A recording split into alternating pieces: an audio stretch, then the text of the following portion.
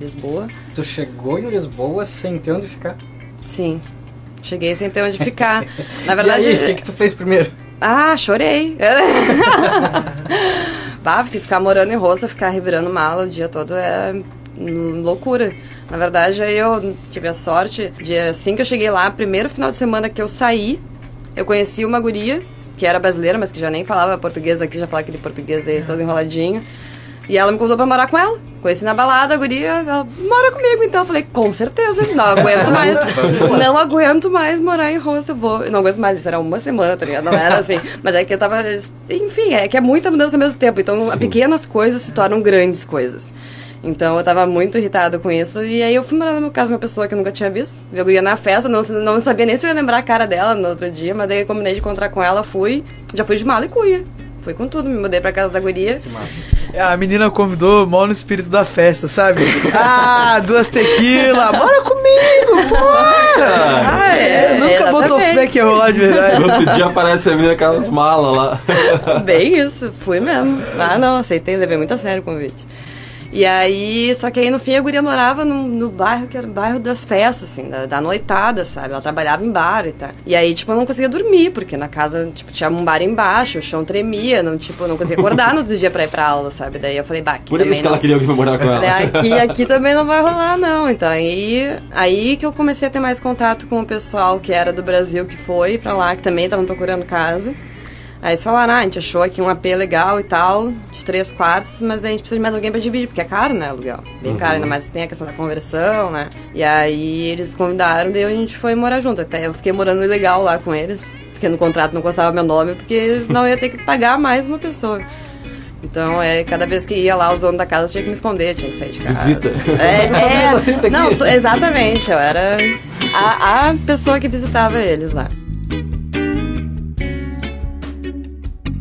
Além da moradia, óbvio, assim, o que tu acha que mais mudou, assim, do que tu imaginava que ia ser aqui, e que foi lá, tu chegou e, já tomou uma paulada e foi pro outro caminho, digamos, melhor ou não? A primeira paulada que eu tomei, assim, foi que eu sempre, desde pequena, assim, sempre fui muito dependente de tudo, de todos, sempre fui muito autossuficiente. E eu cheguei lá, achei que ia ficar, tranquilona, né, tipo... Me viro. Me viro, tô aqui, finalmente, tô realmente sozinha, vou fazer o que eu tô com vontade. Nossa, mas deu uma semana, eu tava lá, sentado no chão, olhando ao redor, assim, falando, que caralho, pode falar, caralho? O que eu estou fazendo aqui? Sabe, tipo, eu não tenho um amigo, não tenho um familiar, não tenho uma pessoa, não tem nada, tipo, se agora acontecer qualquer coisa, não tem nem pra quem ligar, o que fazer, por que eu tô aqui, sabe? Que ideia de jirico, sabe? Tipo, não faz sentido. Então esse foi um baque bem forte, assim.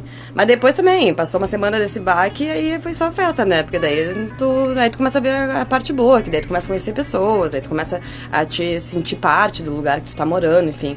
Mas essa chegada, assim, que tu não tem nenhum tipo de identidade com nada, é complicado. Como tu não tem realmente ninguém, tu desmorona, né? Tu fica assim, tu realmente questiona se é isso mesmo que deveria fazer, ou pegar um avião e voltar pra casa, sabe? Agora fala um pouquinho pra gente dos portugueses, como é que é a recepção deles, como é que é o tratamento deles com os brasileiros, como é que foi? Bullying? Sofre bullying, não? Cara, olha, eu vou dizer, eu sou gaúcha, né? Já dizem que os gaúchos são meio grossos, meio dão patada e tal. Eu atesto isso. Cara, eu também atesto. Então, mas... Por causa do Diogo. O Diogo é de vacaria. Faca na bota. Né? Esse mesmo, faca no... Completa frase. Só a faca no All-Star, tá ligado? Ascado de caneta.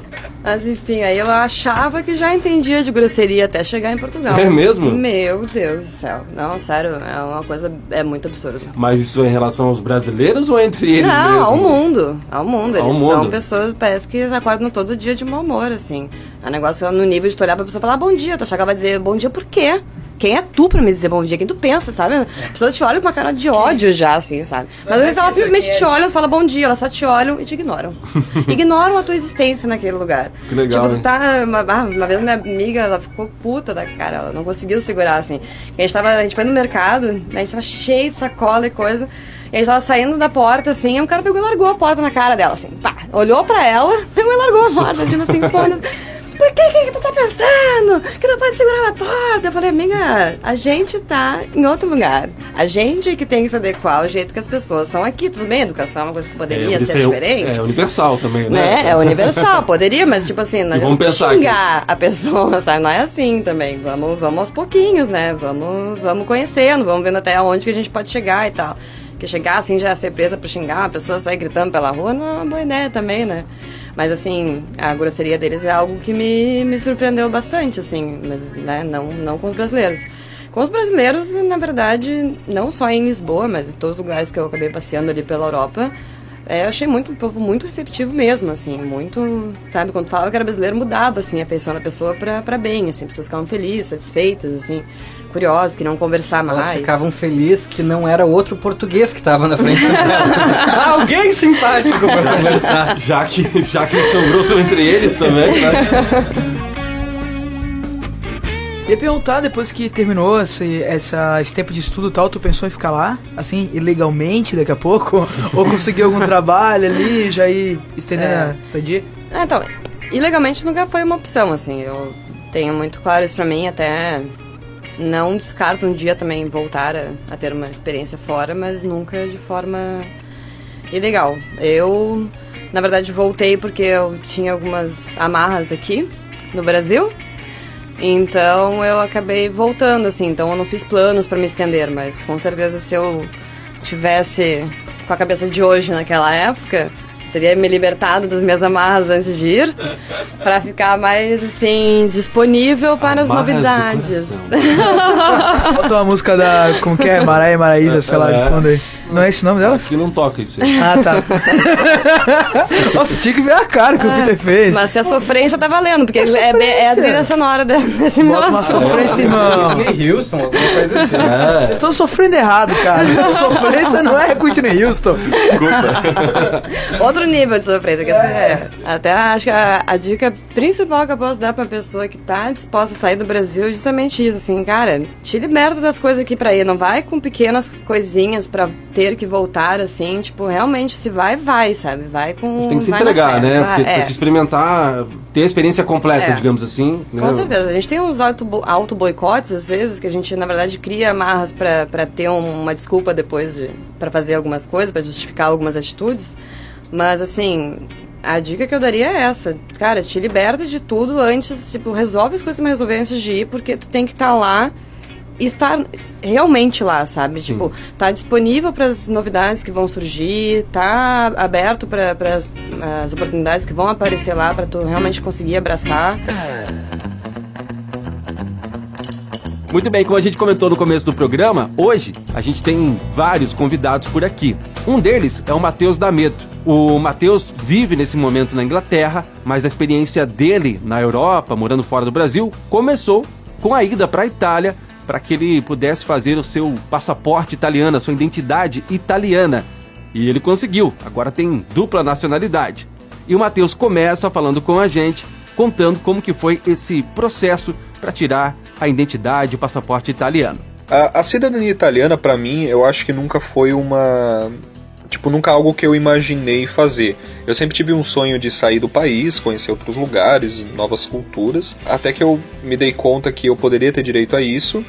Foi um processo longo, né, porque não é um processo assim fácil, eu digo, porque você, independente se você faz cidadania na Itália, se você contrata uma assessoria ou se você faz pelo consulado no Brasil, você tem que procurar qual foi o seu antepassado, o seu antenado, que eles chamam, que veio da Itália, quem nasceu na Itália e que vai te dar esse direito a ter uma cidadania. Eu descobri que o meu bisavô, pai da minha avó materna, mãe da minha mãe, nasceu na Itália. Então ali começou a jornada. Meu companheiro na época, né, me ajudou muito quanto a isso. A gente localizou a certidão de nascimento do meu bisavô na Itália. Era uma cidade que se chamava Selvazzano Dentro, bem no norte da Itália, próximo a Veneza. Eu consegui entrar em contato lá com o comune, né? Porque a prefeitura na Itália se chama comune. E onde fica todos os registros de nascimento é tudo nos comunes. E consegui encaminhar a certidão pro Brasil, porque eu preciso dela. A partir dela, também você começa meio que fazendo uma busca, porque você vai ter que ter as certidões de nascimento de todos na sua linha de sucessão, certidão de nascimento, casamento e óbito. Mas claro, a partir desse momento você já começa a ter custo.